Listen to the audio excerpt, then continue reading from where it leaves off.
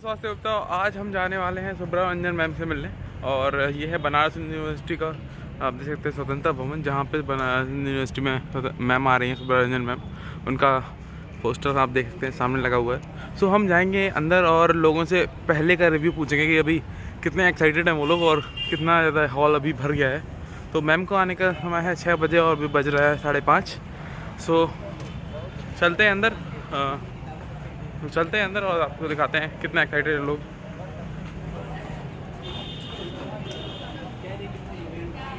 सो हम एंट्री ले रहे हैं यहाँ से।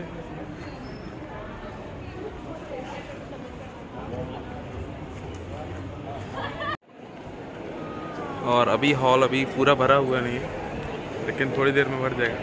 सो पीछे आप बैक स्टेज देख सकते हैं, जहाँ पे सुब्रमण्यन मैम आएंगे। तो आपको थोड़ी देर में आपको दिखाता हूँ मैं। तो स्ट्रेट टर्न में तो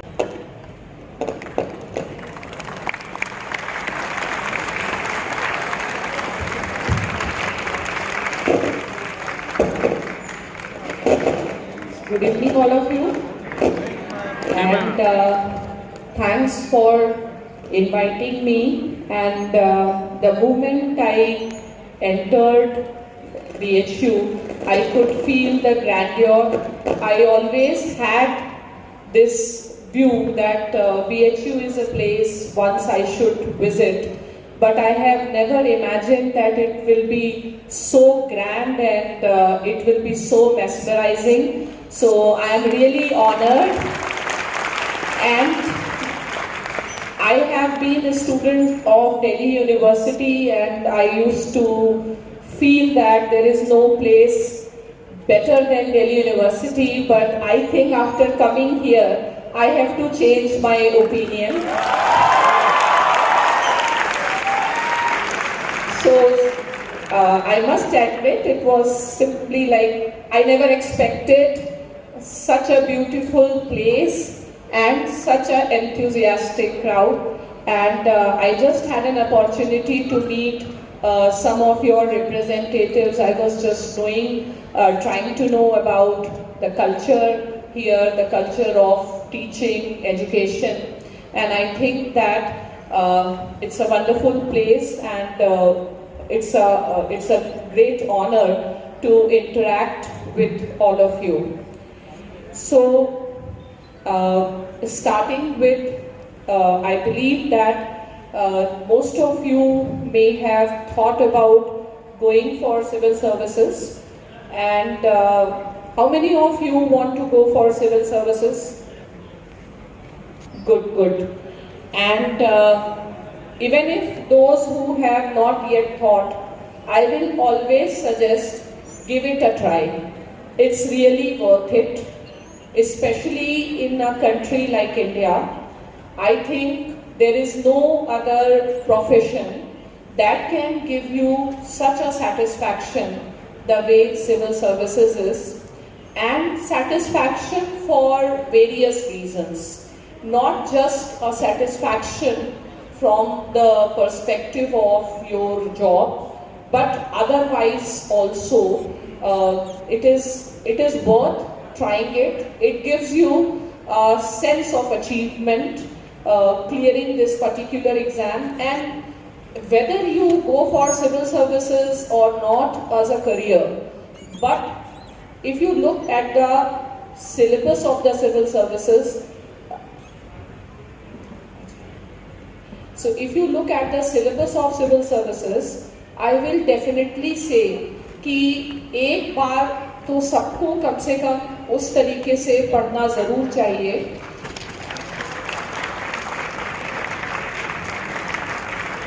चाहे सिविल सर्विसेज का जो पढ़ाई है, फिर आप आगे किसी भी करियर में जाते हैं, लेकिन इतना अच्छा उसका जो सिलेबस है, आप देश की हिस्ट्री, आप देश का कल्चर, आप देश का भूगोल, मतलब ऐसी कभी अर्थव्यवस्था, ऐसा कभी हमें अपॉर्चुनिटी नहीं मिलती है।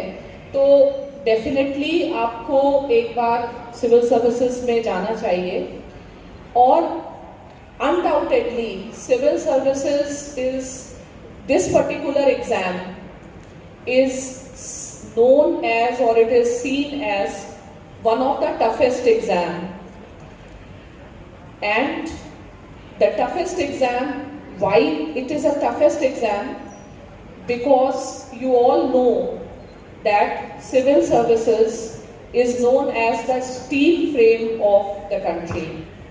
So civil servants, they have acted as the steel frame of the country, and that is why, because ये जो काम है आप कह सकते हैं इतना चुनौतीपूर्ण है, तो इसमें एक विशेष प्रकार के व्यक्तित्व के ही लोगों की आवश्यकता होती है, और उसी हिसाब से ये पूरा सिलेबस, ये पूरा एग्जाम और इसकी प्रक्रिया है। मैं ये अपने पूरे अनुभव के आधार पर मैं ये कह सकती हूँ कि जितना आपको ऐसे लगता है, जब तक हम उस पानी में पैर नहीं रखते तब तक हमको डर लगता है, लेकिन हम जब उसमें आ जाते हैं तो हम उस चीज़ को समझ जाते हैं। तो मेरा एक्सपीरियंस यही है कि सिविल सर्विसेज एग्जामिनेशन उतना मुश्किल नहीं है जितना कि इसको बना दिया गया है। और मतलब आप कह सकते हैं कि बहुत सारे मिथ्स हैं मार्केट में कि इसको इस तरीके से करना होता है, ये इस तरीके से मुश्किल है, ऐसा नहीं है। और मेरे हिसाब से तो लाइफ में कुछ भी मुश्किल नहीं है अगर आप ठान लेते हैं। और मेरा मतलब हमेशा से ये एक इंस्पिरेशन रहा है, विवेकानंद जी का एक कोट है जो मैं अक्सर हर जगह बोलती हूँ, उस चीज़ को अपने ऊपर हावी नहीं होने देते तब तक ऐसा कुछ भी नहीं है कि हम वो कर ना पाए। ऐसा कहा जाता है ना कि where there is a will there is a way. तो आई विल ऑलवेज से कि and make civil services as one of your future options, and I can say it's worth it. And clearing civil services is not as difficult as it is assumed to be, subject to the condition you understand what is the game, what is the strategy. Every exam has its own challenges, but it also has its own opportunities. So if you can understand rule of the game, things are not that difficult. The reason is लोग इतना ज़्यादा civil services अगर हम देखते हैं कि we live in a information age, तो information overload इतना ज़्यादा है, एवरी डे एवरी सेकेंड इतना ज़्यादा कंटेंट प्रोड्यूस हो रहा है, which is enough for any student to get confused and to get lost also, or ultimately to feel demotivated. तो अगर हम शुरू से ही अपनी स्ट्रैटेजी को समझते हैं, अगर हम जब भी हम कोई भी काम करते हैं तो बहुत इम्पॉर्टेंट है कि उस चीज़ को समझा जाए कि ये क्या चीज़ है और ये क्यों है। फॉर एग्जाम्पल जैसे सिविल सर्विसेज है तो बहुत सारे लोग उस चीज़ को समझते ही नहीं है कि ये एग्ज़ाम किस लिए बनाया गया है। कई लोग सिविल सर्विसेज का जब प्रिपरेशन करते हैं तो उसमें और एकेडमिक्स के प्रिपरेशन में डिफरेंस नहीं कर पाते हैं।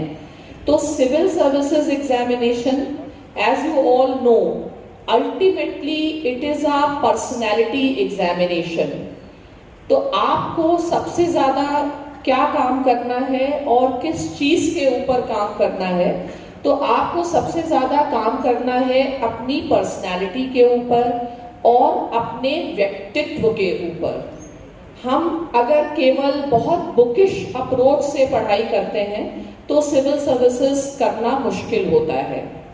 तो सिविल सर्विसेज में अगर आप जाना चाह रहे हैं, सबसे पहले किसी भी विद्यार्थी को ये समझना चाहिए कि एक विकासशील देश में, एक डेवलपिंग कंट्री में सिविल सर्वेंट्स की क्या क्या रिस्पॉन्सिबिलिटीज़ हैं, सिविल सर्वेंट्स की क्या क्या चुनौतियां हैं, और क्या मेरा जो व्यक्तित्व है उसके अनुरूप है या नहीं है, या मैं अपने व्यक्तित्व को उसके अनुरूप ढाल सकता हूँ या नहीं ढाल सकता हूँ।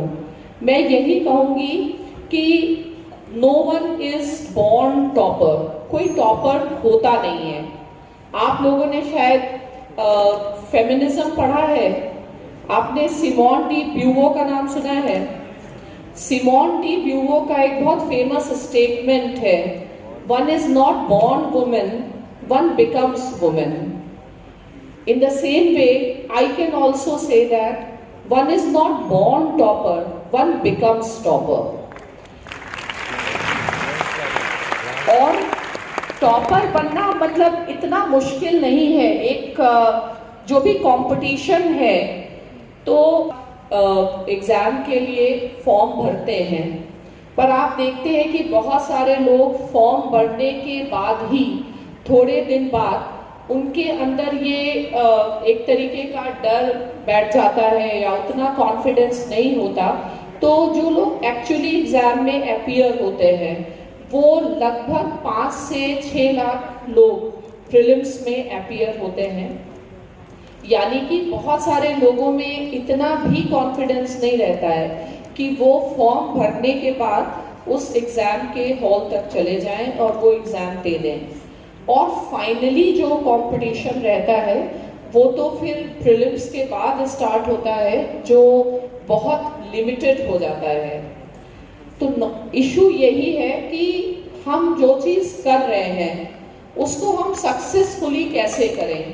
मेरा यही मानना है कि जब भी हम कोई चीज़ करें या अपने हाथ में किसी चुनौती को लें तो we should not leave anything in the middle, और हमारे जो भी एफर्ट्स होने चाहिए that should result into the concrete, उसका अचीवमेंट होना चाहिए। और बहुत सारे स्टूडेंट्स को मैंने देखा है कि वो सिविल सर्विसेज क्लियर क्यों नहीं कर पाते। इसलिए नहीं कि वो मेहनत नहीं कर रहे, इसलिए नहीं कि वो टाइम नहीं दे रहे, बल्कि इसलिए कि शायद उनको वो मार्गदर्शन नहीं है, शायद उनको ये सब पता नहीं होता है कि इस एग्ज़ाम की रिक्वायरमेंट क्या है और किस तरीके से हमें पढ़ना है। तो इसलिए अगर आपको ये पता है, आपको इस बात का जानकारी या समझ है कि हमको क्या चीज़ पढ़नी है और किस तरीके से पढ़नी है। फॉर एग्जाम्पल अगर मैं कहूँ कि आपको मार्क्स की स्टडी करनी है पॉलिटिकल साइंस में एज अ थिंकर, लेकिन मार्क्स को जब आप ग्रेजुएशन या पोस्ट ग्रेजुएशन के लिए पढ़ेंगे तो उसका अप्रोच काफ़ी अलग होता है। जब आप सिविल सर्विसेज के लिए पढ़ते हैं तो उसका अप्रोच काफ़ी अलग होता है। आप अगर देखें जैसे सिविल सर्विसेज परीक्षा में जो नॉर्मली जो यूनिवर्सिटी एग्जाम्स होते हैं उसमें आपको काफ़ी बड़े उत्तर लिखने होते हैं, लेकिन सिविल सर्विसेज परीक्षा में बहुत ही लिमिटेड टाइम एंड स्पेस में आपको बहुत ज़्यादा टू द पॉइंट आंसर्स लिखने होते हैं। तो उसका कारण ये है कि आपके they want to understand their कि आपके अंदर कितना ज़्यादा कंसेप्चुअल क्लैरिटी है। आपको सिविल सर्विसेज के लिए बहुत ज़्यादा बुक्स के पीछे नहीं जाना है, आपको चीज़ों के कॉन्सेप्ट को समझना बहुत इम्पॉर्टेंट है। मैंने देखा है कि अक्सर लोग पढ़ते हैं लेकिन उनकी पढ़ाई का तरीका सही नहीं होता है, तो चीज़ों को समझ करके पढ़ना ये कमी बहुत ज़्यादा स्टूडेंट्स में दिखती है कि आप बस करने के लिए कर रहे हैं, आप उस प्रोसेस में होते हैं, लेकिन उस प्रोसेस को आपने कभी भी साइंटिफिकली और प्रोफेशनली एनालाइज नहीं किया होता है कि हम जो कर रहे हैं क्या ये सही ढंग है करने का या नहीं है। मेरे हिसाब से आप सभी लोगों में अधिकांशतः आप जानते ही होंगे कि सिविल सर्विसेज परीक्षा के 3 चरण हैं और सबसे महत्वपूर्ण चरण जो है वो मेंस का स्टेज होता है। क्योंकि जो प्रीलिम्स है वो तो एक तरीके से स्क्रीनिंग टेस्ट हुआ, वो आपकी सीरियसनेस को टेस्ट करता है।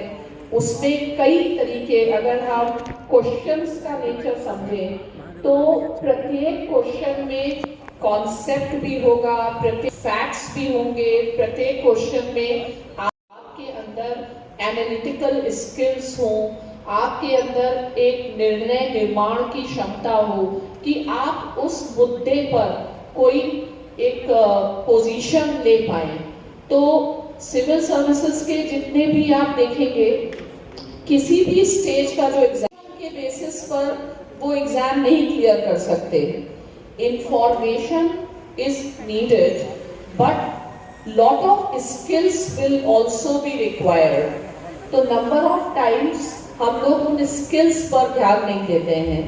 तो जो लोग भी सिविल सर्विसेज परीक्षा में जाना चाहते हैं, आपको ये समझना होगा कि कौन से स्किल्स, फॉर एग्जाम्पल अगर मेंस के क्वेश्चंस हैं तो वो किस तरीके से क्या क्या मेरे कौन से स्किल को टेस्ट कर रहे हैं। Are they testing my capacity to interpret, are they testing my ability to deconstruct, जैसे एक वाक्य होता है। सबसे इंपॉर्टेंट चीज फिर हो जाती है कम्युनिकेशंस। तो अक्सर लोग क्वेश्चंस का ही मीनिंग इंटरप्रेट नहीं कर पाते। तो along with your information base, very important that you develop your skill base. मेरा ऐसा भी अनुभव रहा है कि जब बच्चे सिविल सर्विसेज परीक्षा के लिए मान लो आते हैं या दिल्ली भी आते हैं, तो हार्डली 10 से 20% स्टूडेंट्स ही ऐसे होते हैं जिन्होंने यूपीएससी के क्लियर कट निर्देश को पढ़ा होता है। तो अगर आप सिविल सर्विसेज परीक्षा में जा रहे हैं, आपका फर्स्ट स्टेप होना चाहिए कि जो यूपीएससी के द्वारा एक निर्देश पत्र होता है, एक गैजेट होता है, जिसमें उस परीक्षा के बारे में होता है। मेंस में वो कौन सी चीज़ों को देख रहे हैं, प्रीलिम्स में किन किन क्वालिटीज को वो देख रहे हैं, इंटरव्यू, जिसे आप इंटरव्यू नहीं बल्कि पर्सनालिटी टेस्ट बोलते हैं, तो क्लियर कट इंस्ट्रक्शंस होते हैं। तो सबसे पहले आपको सिविल सर्विसेज परीक्षा में आप उन इंस्ट्रक्शंस को पढ़िए। नेक्स्ट चीज हमेशा स्टूडेंट्स को रहती है कि एक वैकल्पिक विषय का चुनाव कैसे किया जाए, how to select your optional. And I will say that कि ऑप्शनल का जब आप चुनाव करते हैं, आप जो भी चीज का चुनाव करें, आप बहुत इमोशनल होके चुनाव ना करें। आपको बहुत ज्यादा रैश करना है। आप कोई एक पर्टिकुलर सब्जेक्ट इसलिए नहीं लें कि आपको उसमें बहुत ज्यादा इंटरेस्ट है। इंटरेस्ट मैटर करता है, लेकिन किसी भी सब्जेक्ट के लिए या एग्जामिनेशन सिस्टम के लिए एक कंप्लीट इकोसिस्टम का होना बहुत जरूरी है। जब मैं इकोसिस्टम की बात कर रही हूँ, फॉर एग्जाम्पल अगर कोई ऑप्शनल है तो आपको देखना होगा कि क्या उस ऑप्शनल में समुचित मार्गदर्शन उपलब्ध है, क्या उस ऑप्शनल में इस तरीके से नोट्स अवेलेबल हैं जिसके लिए आपको इधर उधर भटकना नहीं पड़े, क्या उस ऑप्शनल में ऐसी व्यवस्था है कि क्लासेस के बाद जो नेसेसरी टेस्ट सीरीज है, आपका इवैल्यूएशन है, आपका मेंटरिंग है, क्या ऐसी चीजें उपलब्ध हैं या नहीं उपलब्ध हैं। अच्छा, ओके। तो I think we have an opportunity to have a conversation with Mr. Vaibhav, who is from PHU and has been our student, and he is going to join you from Berlin. Right now they are in Berlin, so he is happy to join all of you. So let us see what Vaibhav has to tell to us?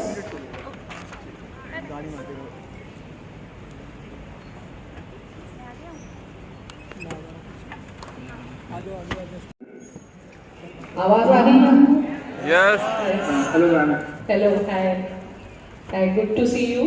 And I am in your university at present. So the students are really very. मुझे आप लोग का video तो नहीं दिखाई दे रहा। अच्छा, okay. लगता We are in your auditorium and है आप लोग को मेरी आवाज़ आ रही है। आ रही है, आपकी आवाज आ रही है। Okay. तो यहाँ पर बहुत सारे स्टूडेंट हैं जो आपसे कुछ सुनना चाहेंगे, आपकी सिविल सर्विसेज की जो प्रिपरेशन की जर्नी। और बहुत सारे बच्चे तो I think they have decided that they want to go for civil services, लेकिन कुछ लोग शायद अभी उतना उनके पास क्लैरिटी नहीं है। तो if you can just share some experience why it is worth it to prepare for civil services, and if you can share some of your experiences as an aspirant and some do's and don'ts. I hope you are able to hear me. वैभव, आपको सुनाई पड़ा?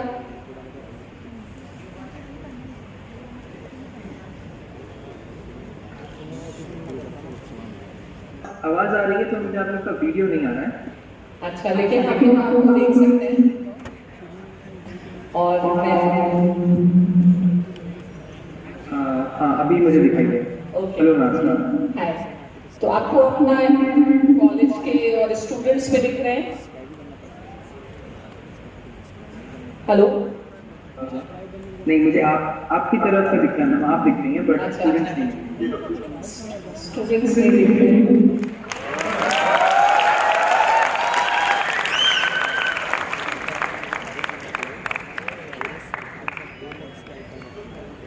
तो आप students के लिए क्या message देना चाहते हैं और क्या बताना चाहते हैं? I think they are very eager to hear from you.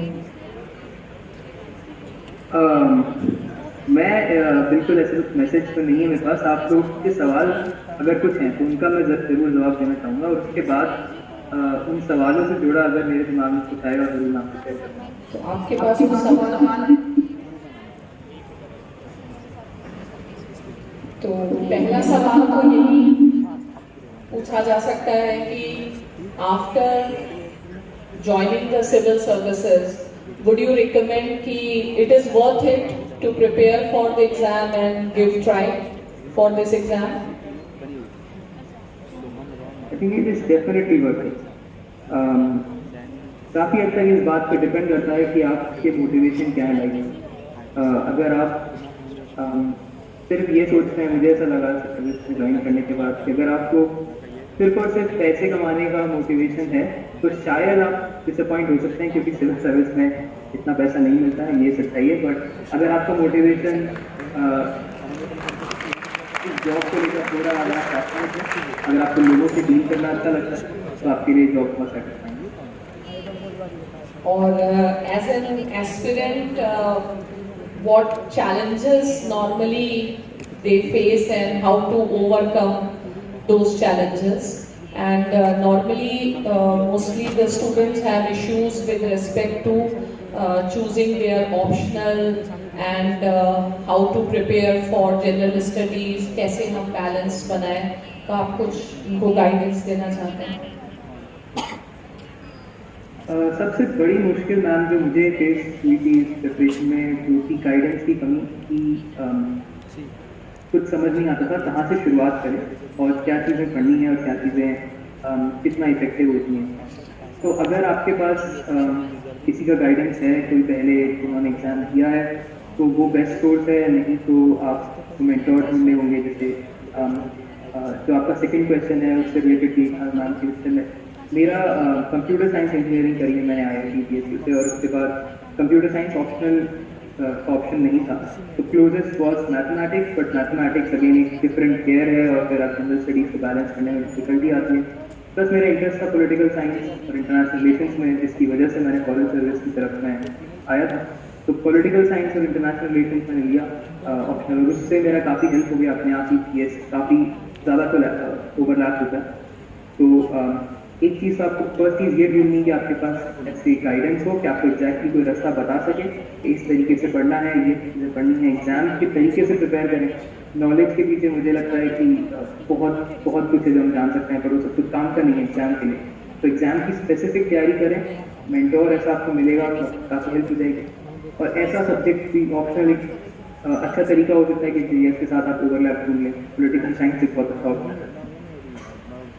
और any do's and don'ts you want to give some ideas कि मुझे लगता है सोशल मीडिया से तो दूर रहना चाहिए, because there is lot of information overload which is going to make the students very confused. Do you want to recommend anything? बिल्कुल मैम, सोशल मीडिया बहुत ही कम यूज़ करें अगर आपको यूज़ करनी ही है तो। काफ़ी टाइम ऑफ माय प्रिपरेशन तो मैं नहीं यूज़ करता था, पर इंटरव्यू स्टेज के लिए मैंने डेफिनेटली यूज़ करी थी, because at that point of time you need to be more aware of different events happening in the country. पर एक चीज़ है जो सबसे बड़ा डू मुझे लगता है वो आपका सेल्फ बिलीफ होना चाहिए, क्योंकि इस प्रोसेस में बहुत लंबा प्रोसेस होता है और आपको काफ़ी सारी डिफ़िकल्ट सिचुएशन देखनी होगी। एग्जाम का पैटर्न चेंज हो जाता है, प्रीलिम्स के लिए अलग तैयारी है, मेंस के लिए अलग है, इंटरव्यू में आपको अपने आप को अलग तरीके से प्रिपेयर करके जाना होता है। उन सारी स्टेजेस के लिए आपको सबसे बड़ा सेल्फ बिलीफ होना चाहिए कि आप इस सारे स्टेजेस को पार कर सकते हैं। और बिल्कुल आप अगर आप देखें प्रीवियसली जिन्होंने क्लियर किया है तो वो उन सबके साथ एक स्पेसिफिक इनहेरेंट आपके लिए कुछ एडवांटेजेस होंगे और कुछ डिसएडवांटेजेस होंगे, तो उसको भी पहचानना आपके लिए बड़ा ज़रूरी है। मैं स्पेसिफिक अगर मेरे लिए बात करूँ तो क्योंकि मैं इंजीनियर था और मैंने ज़्यादा कभी लंबे आंसर्स लिखने की प्रैक्टिस कभी भी नहीं की। शॉर्टेस्ट वे पॉसिबल आंसर निकालने को हम तो मानते थे कि ये अच्छा तरीका है, ये स्मार्टर है, बट मेंस एग्जामिनेशन में वो अच्छा तरीका नहीं होता है, आपको थोड़ा इलेबोरेट करना आना। तो उसके लिए मेरे लिए सबसे बड़ा डिफिकल्ट स्टेज वो था, उसके लिए मैंने ज़्यादा प्रैक्टिस करी। जितने लोग करते हैं बाकी लोगों से ज़्यादा प्रैक्टिस मुझे पर्सनली रिक्वायर्ड, तो मैंने उस हिसाब से प्रिपरेशन करी। तो आपका अपना अपना तरीका होगा इस एग्ज़ाम को तैयार करने के लिए, और आपको ये पता होना चाहिए कि आप इसमें क्या चीज़ आपको आती है, क्या चीज़ आपको नहीं आती है। जो नहीं आता है उस पर ज़्यादा ध्यान देने की ज़रूरत है। मेरे पास मैंने 2 बार एग्ज़ाम दिया था। फर्स्ट बार में जब मेरा इंटरव्यू स्टेज तक में गया था, उसमें जो मुझे लगा था सबसे बड़ी मेरे में कमी थी कि मैंने जो चीज़ें मुझे अच्छे से आती थी, जैसे इंटरनेशनल रिलेशंस मुझे पढ़ना अच्छा लगता था, मैं उसी को पढ़ता रहता था, मज़ा भी आता था, अच्छा भी लगता था, पर वो ज़्यादा बेनिफिशियल नहीं। जो चीज़ें आपको कम पता है उस पर आपको ज़्यादा टाइम देने की ज़रूरत है। जहाँ आप वीक हैं उसको सुधारेंगे तो ओवरऑल स्कोर आपका इंक्रीज होगा। रैंक लाने के लिए आपको सबसे ज़्यादा ज़रूरी बात यही है कि आप हर सब्जेक्ट में अच्छे हों। किसी सब्जेक्ट में आप खराब होंगे, रैंक बहुत मुश्किल होगी। और प्रीलिम्स एग्जाम से रिलेटेड कोई टिप्स देना चाहेंगे? अभी बहुत सारे लोग शायद प्रीलिम्स देने वाले भी हैं। मोस्टली रिवीजन करना चाहिए या यू थिंक कि कुछ नया भी अभी, क्योंकि एवरीडे कुछ ना कुछ नया कंटेंट आ ही जाता है? मैम मेरा तरीका बेसिक सा था कि मैं करंट अफेयर्स को लास्ट के 2 महीने में ही पढ़ता था कि पिछले 12 मंथ या एट मैक्स 18 मंथ में क्या क्या हुआ। उसके लिए जो कंपाइलेशन मार्केट में अवेलेबल है वो पढ़ लेता था। मैक्सिमम 2 कंपाइलेशन, इससे ज़्यादा मैं और कुछ नहीं करता था। मेरा तरीका था कि मैं बेसिक्स अपने स्ट्रॉन्ग रखूँगा, वो सवाल गलत नहीं होंगे जो बेसिक पॉलिटी के क्वेश्चन हैं, जो बेसिक हिस्ट्री के क्वेश्चन हैं। मुझे ऐसा लगता है जितना मेरा एक्सपीरियंस रहा है कि आपका एग्जाम उससे क्लियर हो जाता है। बेसिक्स आप बिल्कुल गलत ना करें, करंट अफेयर्स आप जितना सबको पता है उतना पता रखें। बहुत सारे सवाल प्रीलिम्स की जो उनको टफ बनाना है, उन्हें ऐसे सवाल पूछने हैं जो किसी को नहीं पता हो। तो प्रीवियस ईयर के क्वेश्चन जो कि बहुत ही बड़े आड़े टेढ़े सवाल थे, उनकी तरफ मत भागो, वो आप छोड़ सकते हो। तो किसी को नहीं आता होगा वो डिसाइडर क्वेश्चन नहीं, डिसाइडर क्वेश्चन आपकी एनसीईआरटी का बेस है। Okay, NCERT plays a very critical role in the preparation of exams, and people are very much concerned कि newspapers कितने पढ़ें, नहीं पढ़ें, क्या करें, तो and which paper। तो मेरा तो पर्सनल मामला है, जो मानना है कि जो ट्रेडिशनल तरीका था, Hindu should be the enough for the aspirants, because पढ़ना ज़्यादा और उस चीज़ को समझना ज़्यादा इम्पोर्टेंट है बजाय कि बहुत सारे सोर्सेस को लेना। और एक स्पेशली पॉलिटिकल साइंस में स्टूडेंट्स का कंसर्न रहता है और उनको डर भी रहता है as far as the dynamic nature of the subject is concern. So you want to speak something on that? Ma'am, newspapers को लेकर मेरा थोड़ा अलग सा ओपिनियन है कि मैं न्यूज़पेपर्स नहीं पढ़ता था मेंस स्टेज पर, क्योंकि न्यूज़पेपर में अगेन बहुत सारी चीज़ें ऐसी आती हैं जो कि शायद एग्जाम के लिए इतना रेलेवेंट नहीं होती हैं, तो ज़्यादा टाइम खराब होने के चांसेस मुझे लगते थे। क्योंकि कहीं ना कहीं मुझे ऐसा लगता है मैं जितना निकाल पाऊँगा खुद पाऊँगा कि कौन सी न्यूज़ इफेक्टिव है, उससे ज़्यादा ऐसे एक्सपर्ट्स हैं जो कि डिफरेंट कोचिंग इंस्टीट्यूशन के कंपाइलेशन आते हैं, वो लोग ये काम मेरे लिए कर दे रहे थे, मैं उन्हीं पर रिलाय करता था कि लास्ट में कंपाइलेशन सारे पढ़ लूँगा। पर मैंने इंटरव्यू स्टेज के लिए ज़रूर न्यूज़पेपर्स पढ़े थे, वो मुझे लगता है इंपॉर्टेंट होता है स्टेज पर।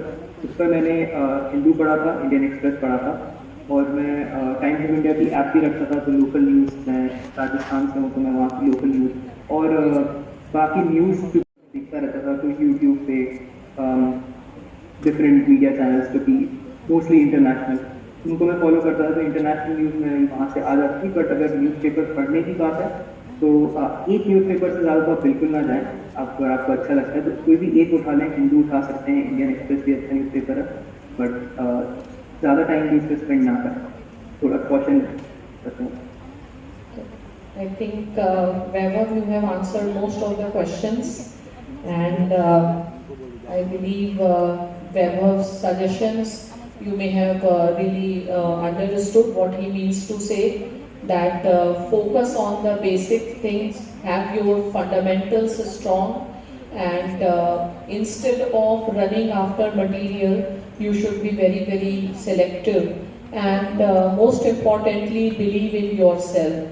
So if you have to trust yourself, and I think एक बार आप अपने आप पर विश्वास करते हैं तो आगे जाकर के चीज़ें जो हैं वो आसान बनने लगती हैं, क्योंकि इस एग्ज़ाम में वही इम्पोर्टेंट है कि आप साइकोलॉजिकली भी अपने आप को कितना, बिकॉज कोई भी कंपटीशन साइकोलॉजिकल चैलेंजेस भी पुट फॉरवर्ड करता है, तो along with information, skill, will, motivation, and belief in yourself. I believe this is what I should sum up.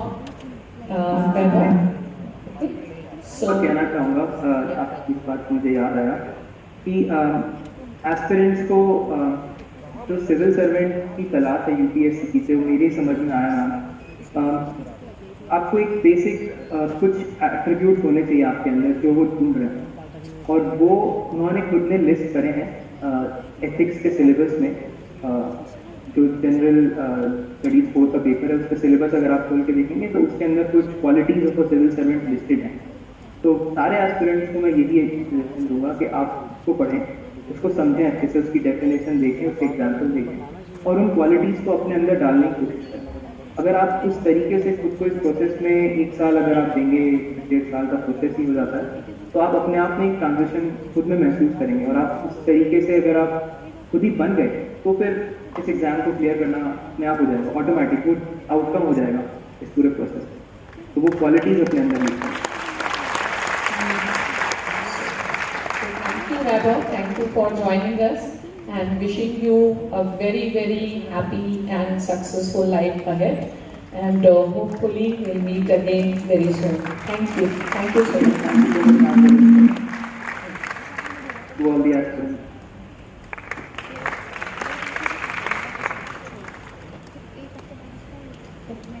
तो अभी आप वैभव से इंटरैक्ट कर रहे थे, एंड यू कैन अंडरस्टैंड कि बहुत ज़्यादा प्रोफेशनलिज्म के साथ, बहुत ज़्यादा टू द पॉइंट होकर के, बहुत ज़्यादा रैशनैलिटी के साथ जब हम प्रिपरेशन करते हैं तो ऐसा कुछ मुश्किल नहीं है। तो यही है कि आप इस एग्ज़ाम की प्रोसेस को समझें, और सबसे पहली बात यह है कि it is very very important कि आप अपने टाइम के वैल्यू को समझें। Time is very precious. तो अगर आप सिविल सर्विसेज में जा रहे हैं, आपको ये समझना पड़ेगा कि किस तरीके से हम अपने टाइम का यूज़ करें, क्या चीज़ हम बिल्कुल अवॉइड करें, क्या चीज़ें हैं जो एसेंशियली हमें करनी है।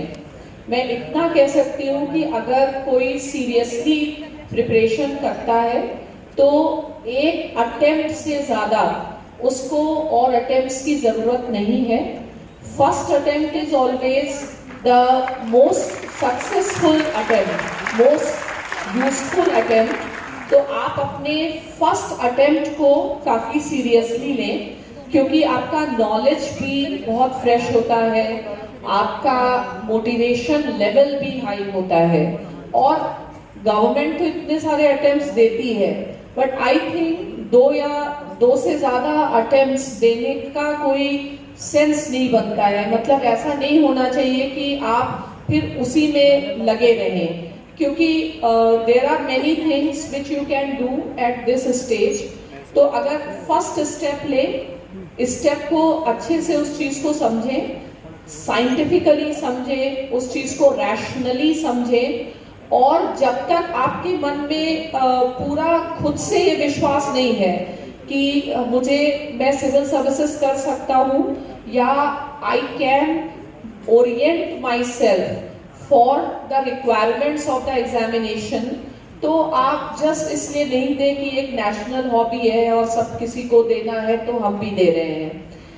ऑफ कोर्स सिविल सर्विसेज, जैसे मैंने कहा, इसका जो सिलेबस है ये आपको बहुत चीज़ों के लिए प्रिपेयर करता है, लेकिन अगर एक आप मन में ठान लेंगे, आपके पास एक करेक्ट अप्रोच होगा, तो there is no such problem जो कि आप सक्सेसफुल नहीं हो। तो ज़्यादा बेटर होगा कि हम लोग स्टूडेंट्स के क्वेश्चंस को एड्रेस करें, क्योंकि बहुत जनरल चीज़ें पता हैं। जहाँ तक स्टूडेंट्स को one thing I can say, इस एग्ज़ाम के लिए बिकॉज ये कंपटीशन है, तो कंपटीशन का रूल हमेशा यही होता है, survival of the fittest. And every day you should try to make a better version of yourself. आपका जो कंपटीशन है वो आपके साथ ही है कि आप अपने आप को कैसे और बेहतर बना सकते हैं। तो आई थिंक ज़्यादा अच्छा रहेगा कि अगर मैं आपके क्वेश्चंस को एड्रेस करूं। तो should we start the questions?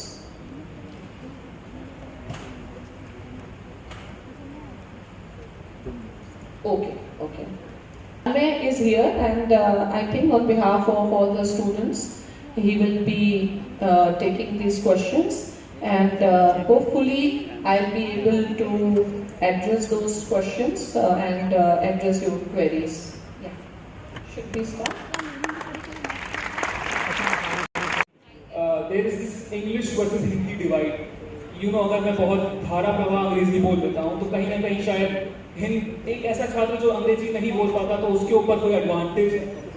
तो नहीं, मेरे हिसाब से ऐसा कुछ नहीं है, और आप मिथ्स में नहीं रहे। मिथ्स बहुत हैं और हम मिथ्स से मनोवैज्ञानिक तौर पर भी प्रभावित हो जाते हैं।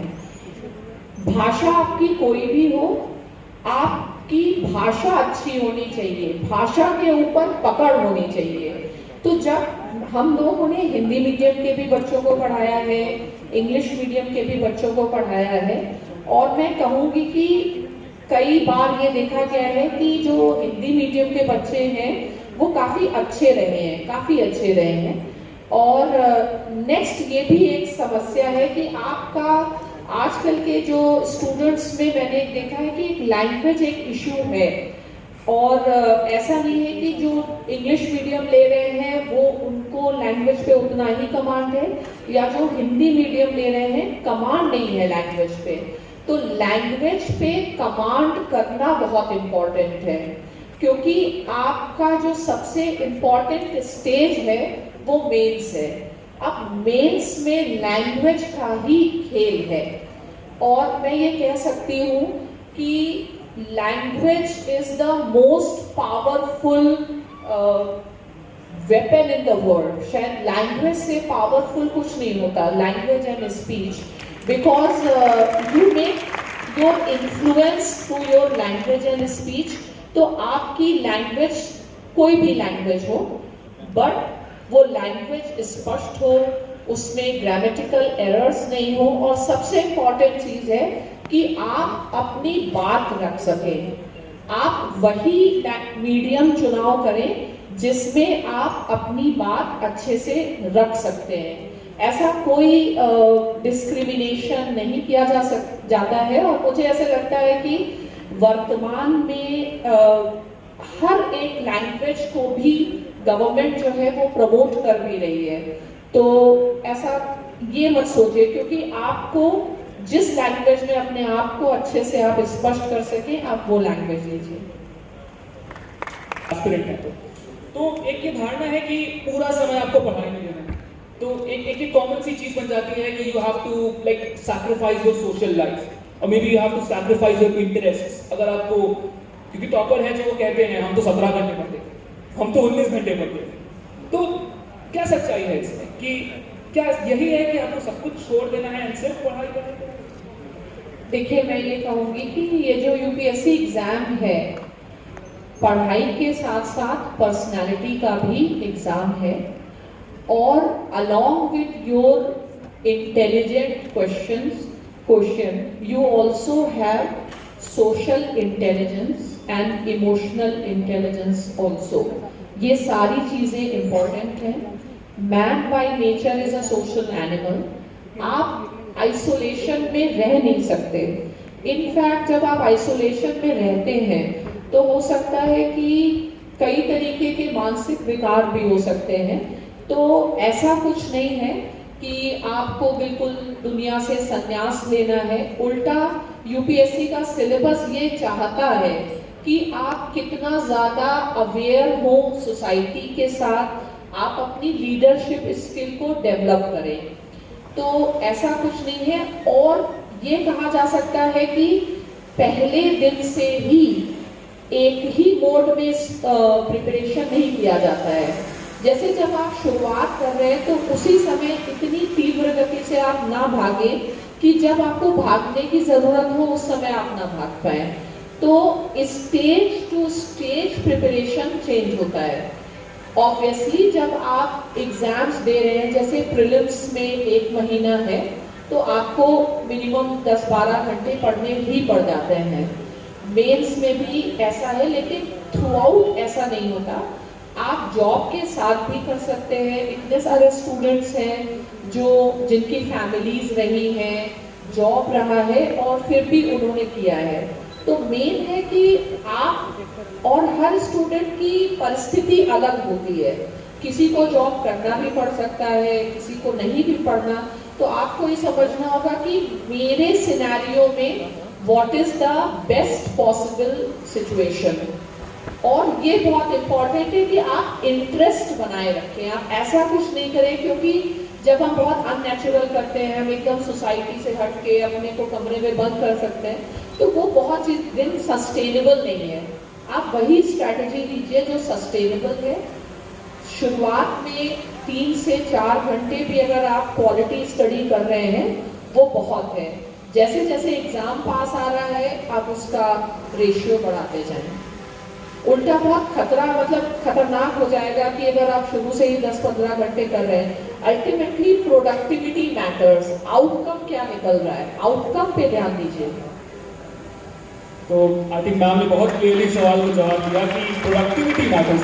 जैसे मैम मॉडर्न जार्गन में एक शब्द है बर्नआउट, तो कितना शुरुआत करें कि इंटरेस्ट ही नहीं रहे, लेकिन प्रोडक्टिविटी पे ध्यान दीजिए। आप अपने टारगेट्स बनाइए, और रियलिस्टिक टारगेट बनाना बहुत ज़रूरी है कि आप एक दिन में कितना काम कर सकते हैं। और अगर उसी को आपने कर लिया तो ये भी बहुत बड़ा अचीवमेंट होता है। और शुरू से ही बहुत तीव्र गति से दौड़ने की जरूरत नहीं है।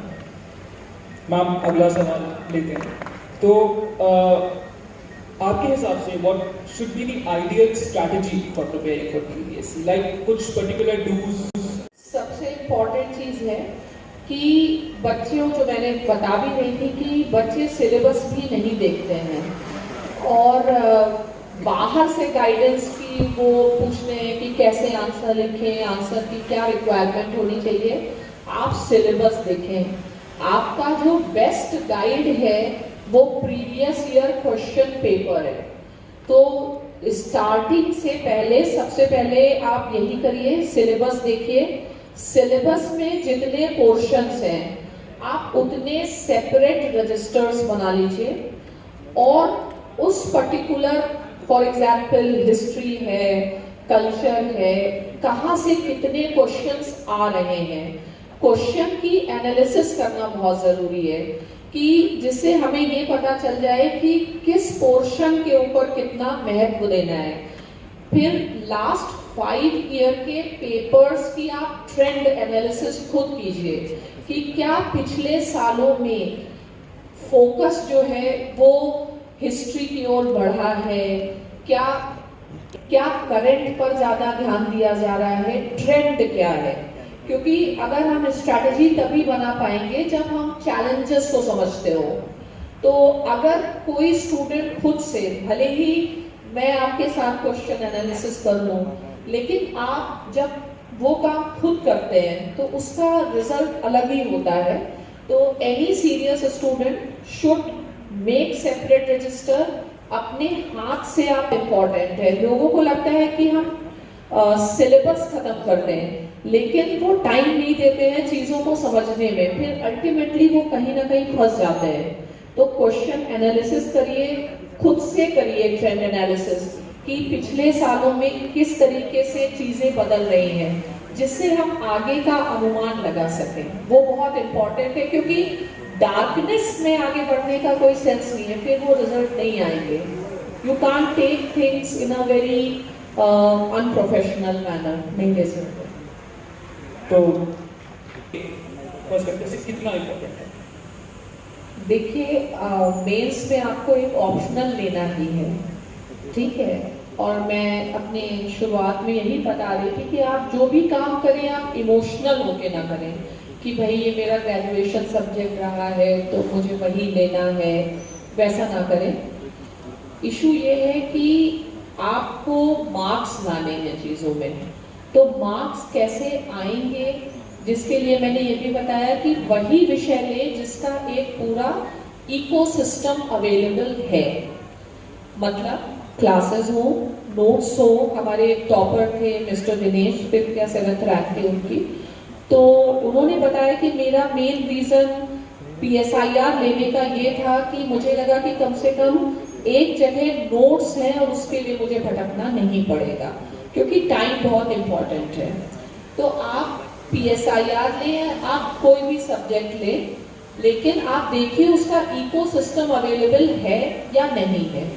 अब अगर हम PSIR एक सब्जेक्ट के रूप में बात करते हैं तो सन 2012 से जब से UPSC का सिलेबस चेंज हुआ है, तब से पॉलिटिकल साइंस का जो रिजल्ट है वो बहुत अच्छा रहा है।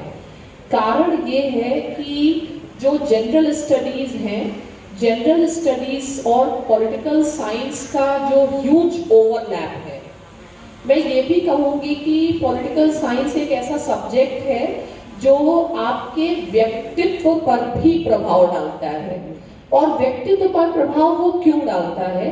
क्योंकि it is called as a master science, it is one of the oldest disciplines. जब आप पॉलिटिकल साइंस पढ़ते हैं तो वर्ल्ड में जो one of the most well known philosophers हैं सिंस एंशिएंट टिल मॉडर्न, आप उनको पढ़ते हैं तो अल्टीमेटली आप उस चीज को भले रियलाइज नहीं करें, बट इनडायरेक्टली आपके ऊपर उसका बहुत ज्यादा आपकी पर्सनालिटी के ऊपर इफेक्ट पड़ता है। और हम वही बोलते हैं, हम वही लिखते हैं जो हम जानते हैं। फिर पॉलिटिकल साइंस में अगर हम देखें जनरल स्टडीज में 4 मेन पेपर हैं, लेकिन सबसे इम्पोर्टेंट GS2 है। GS2 क्यों है? क्योंकि उसमें पूरा का पूरा ही पॉलिटी एंड गवर्नेंस है। अगर हम GS का पेपर 3 देखें तो उसमें इंटरनल सिक्योरिटी भी है, उसमें डिजास्टर भी है, उसमें इकोनॉमी भी है, उसमें साइंस एंड टेक्नोलॉजी भी है। इसी तरीके से अगर हम GS पेपर 1 देखें तो उसमें कल्चर भी है, ज्योग्राफी भी है। लेकिन जब आप पॉलिटिकल साइंस पढ़ रहे हैं तो जनरल स्टडीज का पूरा एक पेपर नहीं, आप बहुत सारे पेपर्स कर रहे हैं। आप GS2 में बहुत अच्छा परफॉर्म करते हैं। नेक्स्ट है जो एथिक्स का पेपर है, क्योंकि पॉलिटिकल साइंस में पॉलिटिकल फिलॉसफी का बहुत बड़ा रोल है, गवर्नेंस का रोल है, और इनफैक्ट एथिक्स और GS2 ये दोनों बहुत ओवरलैपिंग पेपर हैं।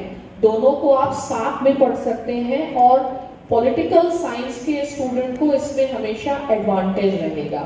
अब अगर हम GS पेपर 1 की बात करें तो जो नेशनल मूवमेंट है, वर्ल्ड हिस्ट्री का सेक्शन है, सोशल इश्यूज का सेक्शन है, वो सब आप पॉलिटिकल साइंस में कवर करते हैं। तो इस सब्जेक्ट से जनरल स्टडीज में आपको बहुत ज़्यादा एडवांटेज मिलता है।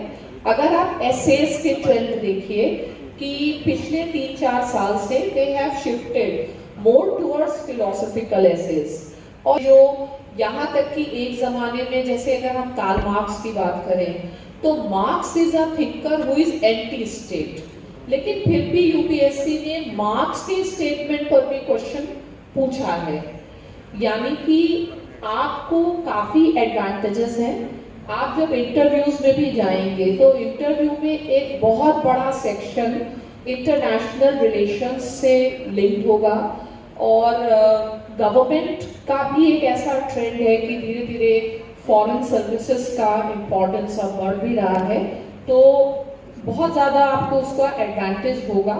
और ये सब्जेक्ट भी बहुत इंटरेस्टिंग है। आप अगर पॉलिटिकल साइंस पढ़ते हैं तो आप जनरल स्टडीज का 60 to 70% खुद ही उस ऑप्शनल के बेसिस पर कवर कर लेते हैं। सिर्फ रह जाता है साइंस, टेक्नोलॉजी, ज्योग्राफी और इकोनॉमी। इवन इकोनॉमी भी उस तरीके की माइक्रो इकोनॉमी नहीं है। इकोनॉमी भी कैसी है, जो पब्लिक पॉलिसी से लिंक्ड है। तो आपको एक बहुत अच्छा उसमें बेस मिलेगा, और यही शायद रीज़न है कि पिछले कुछ सालों में पॉलिटिकल साइंस, अगर हम यूपीएससी की रिपोर्ट भी देखें तो number of students appearing with mains and number of students clearing with this optional has become highest. तो मैम ने बहुत कुछ इम्पोर्टेंट बातें बताई PSIR के पर्सपेक्टिव से, और एक चीज़ इकोसिस्टम जो मुझे शायद आपको लगता है सबको याद रखना चाहिए जो मैम ने बात की। एक थोड़ा सा अलग सवाल था, of all the places why Varanasi? आपने वाराणसी का चुनाव क्यों किया? वाराणसी का चुनाव कई रीज़न से किया। शुरुआत में ही मैं कह सकती हूँ कि as a in childhood also we always had a fascination. हम लोग हमेशा बनारस में बहुत ही ट्रेडिशनल परंपरागत फैमिली से आती हूँ, और बनारस की कहानियाँ हमेशा सुनी, और आने का काफ़ी तारीफ सुनी कि बनारस में, अगर बनारस में आपने ये चीज़ें नहीं खाई, ये चीज़ें नहीं खाई, तो फिर तो वो एक था। और फिर धीरे धीरे पढ़ाई के दौरान जब BHU, खासकर BHU की तरफ फैसिनेशन रहा, किस तरीके से BHU बना, तो हमेशा से एक मन था कि एक बार ये मौका मिले कि मैं बनारस आऊँ। Another thing हम ये भी कह सकते हैं कि बनारस के स्पेशली IIT BHU के बहुत सारे बच्चों ने बहुत अच्छा रिजल्ट भी हम लोग को दिया, तो हमें ऐसा लगता है कि यहाँ पर पोटेंशियल है। और सरप्राइजिंगली जब मैं यहाँ आई तो उससे पहले मेरा यही सोच थी कि शायद IIT के ही जो बच्चे हैं उन्हीं में टैलेंट है और वो ही रिजल्ट देंगे। बट जो भी थोड़ा टाइम मिला और अभी मैंने बच्चों से इंटरेक्ट किया, तो मैं सच में कह रही हूँ कि आई फील कि there is lot of talent, और किसी भी कंटेक्स्ट में आप कह सकते हैं कि आप दिल्ली यूनिवर्सिटी के बच्चों से कम नहीं हैं। उनका मुझे तो ये एक्सपीरियंस हुआ कि आप अच्छे हैं, क्योंकि चीज़ें बदलती हैं। एक ज़माना होगा जब BHU बहुत आगे होगा, फिर दिल्ली यूनिवर्सिटी आगे आया, लेकिन मुझे लग रहा है कि अब चेंज हो रहा है, वी आर रियलाइजिंग दैट। और नेक्स्ट यही है कि क्यों बच्चे केवल दिल्ली आए, बिकॉज हमें नहीं लगता कि हर इंसान उतना एफोर्ड कर सकता है। दिल्ली में living cost has increased like huge, तो क्यों नहीं बच्चों तक ही अगर हम पहुंच सकते हैं तो उसको पहुंचे। और BHU का मैं कह सकती हूँ कि बनारस का जो टैलेंट है वो बहुत अनरियलाइज्ड है। आपके अंदर बहुत टैलेंट है, इस शहर में कुछ खास बात है जो कोई भी आने वाला अनुभव करता है। और लेकिन अगर जो चीज़ है, मतलब ये जो पोटेंशियल है, एक यूनिवर्सिटी अल्टीमेटली अपने स्टूडेंट से ही जानी जाती है।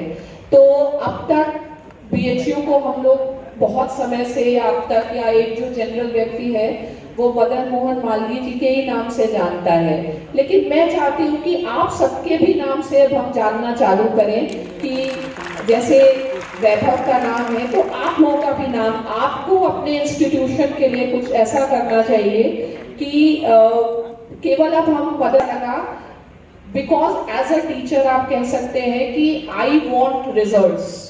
मेरा सोल मोटिवेशन क्या है? As a teacher when I get a sense of satisfaction, when I will get results. तो मुझे ऐसा लगा BHU is a place which can give us results and we will ensure that we get results from here। और शायद बच्चे भागे लेकिन हम आपके पीछे आएंगे, हम आपको पकड़ के लाएंगे। रीजन ये है कि मुझे इस शहर से रिजल्ट चाहिए, BHU से रिजल्ट चाहिए। एक और रीजन बनारस, क्योंकि मैं खुद UP से बिलोंग करती हूँ, भले बनारस से नहीं करती, तो मैं चाहती हूँ कि हमारा जो उत्तर प्रदेश है वो फिर से केवल उत्तम नहीं सर्वोत्तम प्रदेश बने, ठीक है? और आपके ऊपर ये सब है, हम दिल्ली में दिखाएंगे कि क्या हमारा टैलेंट है। ये जो मिथ्स हैं कि हिंदी मीडियम है, इंग्लिश मीडियम है, these things do not matter at all. तो we are here with our full determination, because as a person I feel like taking new targets and new challenges, और this is also one of the reason कि बनारस का जो नाम है, या हम कह सकते हैं कि वो आगे आए, आप लोग उस चीज़ को करके दिखाएं, and we can work as a team, and we have our center here, and we have decided कि यहाँ पर we will be sending some faculty on a regular basis so that you get more and more familiarity with the civil services preparation, और आप एक informed decision ले सकें और अपने सपनों को पूरा करें।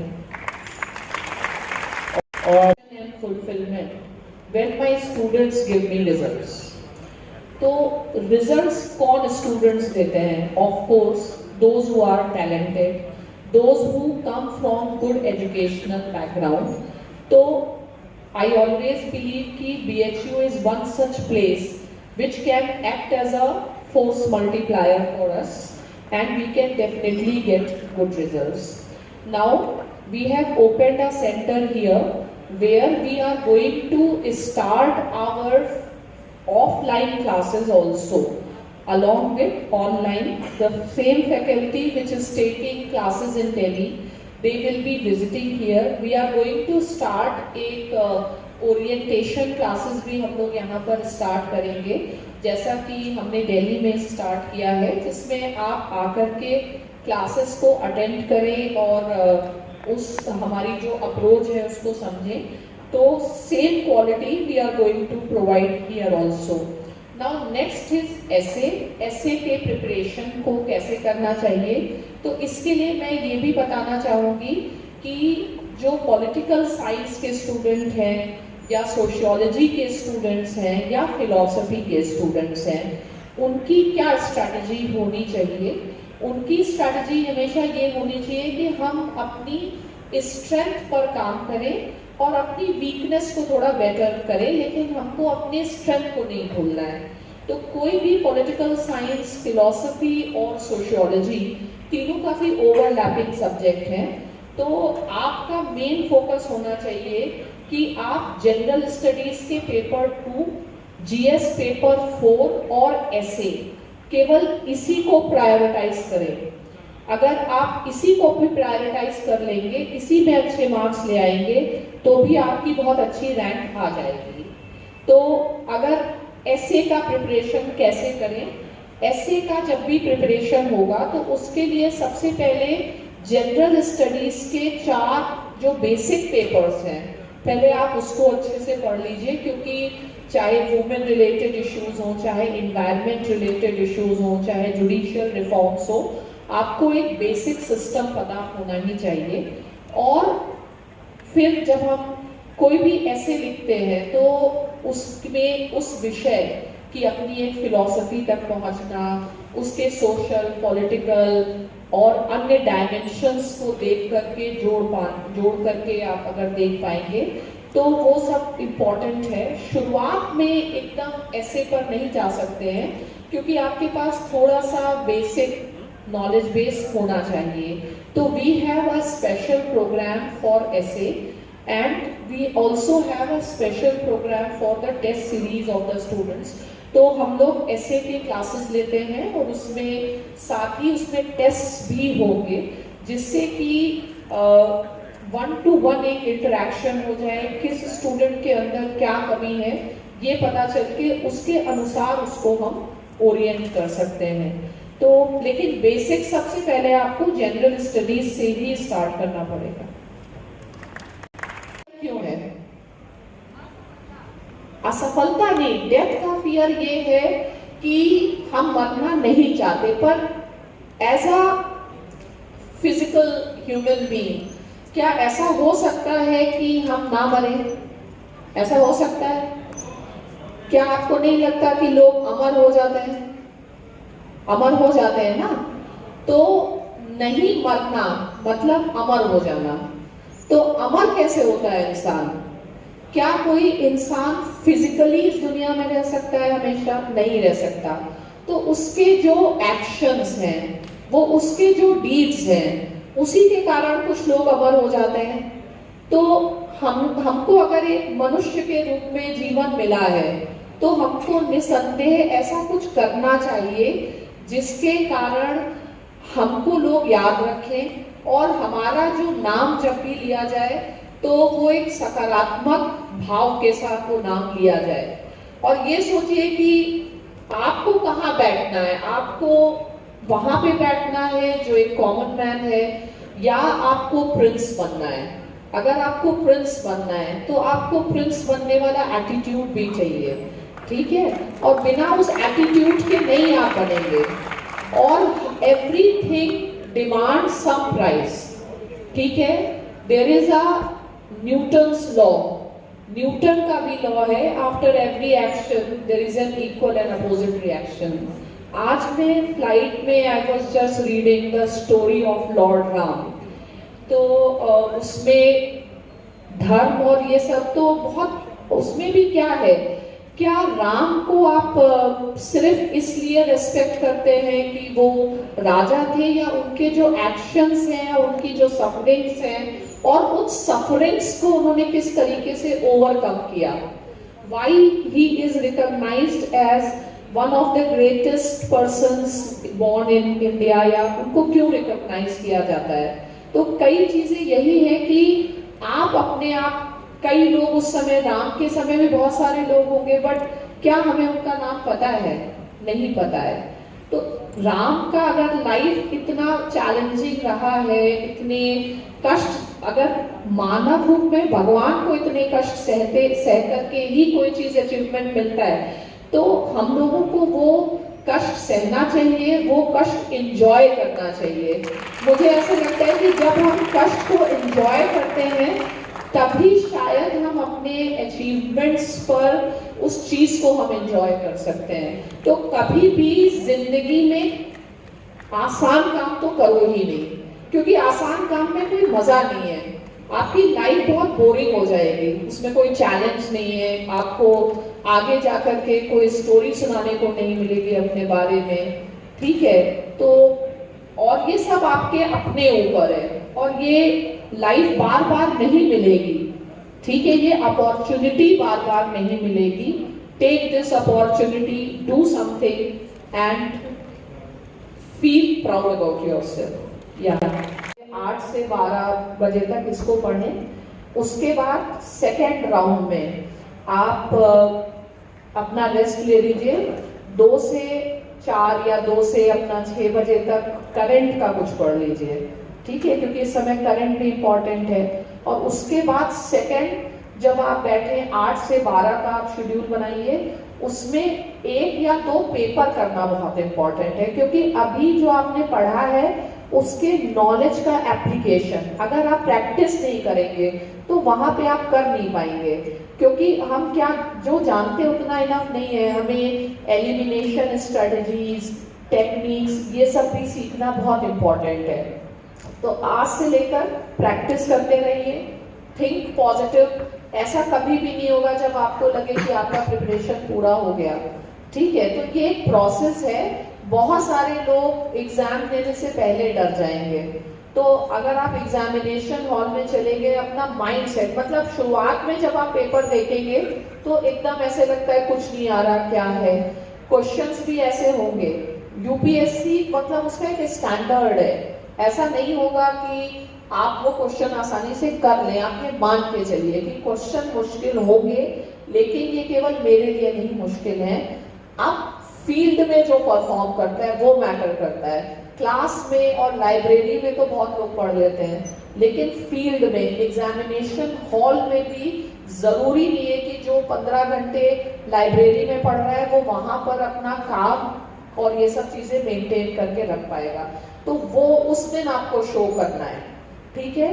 तो वो होगा, कामनेस रखिए। एक चीज मैं बताऊंगी कि 10-10 के ब्रैकेट में आप क्वेश्चन करिए। जैसे 10 के ब्रैकेट में करिए, अगर आप इंग्लिश में कर रहे हैं तो पहले प्रीलिम्स का पेपर पूरा देख लो। तुम्हें जहां से लग रहा है कि यहाँ से मेरा पेपर मैं आसानी से कर पाऊंगा, वहां से करना तुम स्टार्ट करो।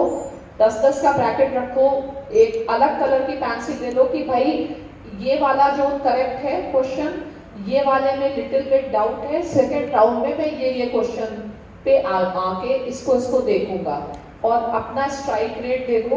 प्रीलिम्स हो जाएगा, प्रीलिम्स में दिक्कत नहीं होती। Prelims is just a screening test. आप अपने दिमाग में बस यही लाओ, no amount of study would have been sufficient, no amount of study will ever be sufficient. It is your skills, technique. अगर आप आज तक पास होते रहे तो अभी भी हो जाएंगे, उसमें ज्यादा इतना परेशान होने की जरूरत नहीं है।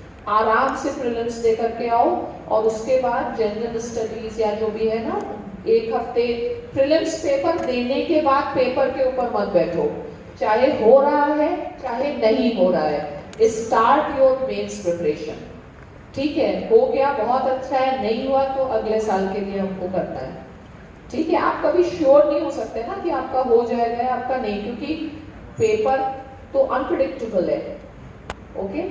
तो आप ये मत लाना दिमाग में कि मैंने इतना नहीं पढ़ा या मेरा टाइम वेस्ट हो गया या मेरे घर में कुछ व्यस्तता थी, मैं नहीं कर पाया, कोई और कर पाया। बिकॉज आपकी एबिलिटी आप जानते हैं और वही डी डे होता है। बहुत सारे लोग नहीं परफॉर्म कर पाते हैं, मैं बता रही हूँ, ठीक है। सेमिनार हैड बीन फिनिश्ड और हमारे साथ कुछ हमारे फ्रेंड्स हैं जो सेमिनार को अटेंड किए, तो उनसे बात करते हैं। तो सर, आपको कैसा लगा सेमिनार और क्या आपकी फाइंडिंग्स है अबाउट दैट? तो देखिए, सेमिनार कंक्लूड हुआ और जैसा कि हम जानते हैं, विद्या ददाति विनयम, जो BHU हमें क्वालिटीज़ इनकलकेट करवाती हैं, उसी से रिलेटेड ये सेमिनार था और हमें बहुत अच्छा लगा। हमारे अंदर नई ऊर्जा आई और धन्यवाद करते हैं। आप क्या कहना चाहेंगे सर? सब ठीक है, बढ़िया है। How did you like to conclude all this? अच्छा लगा, बहुत अच्छा लगा। काफ़ी कुछ सीखने को मिला, काफ़ी कुछ नया था यहाँ पे। और आप जानते हैं कि इस तरीके का प्रोग्राम BHU में काफ़ी कम देखने को मिलता है। जी जी, तो काफ़ी अच्छा लगा। Thank you so much. So for day, thanks for watching our channel. Have a nice day, and you can join Subra Ranjan ma'am coaching. Have a nice day. Thank you.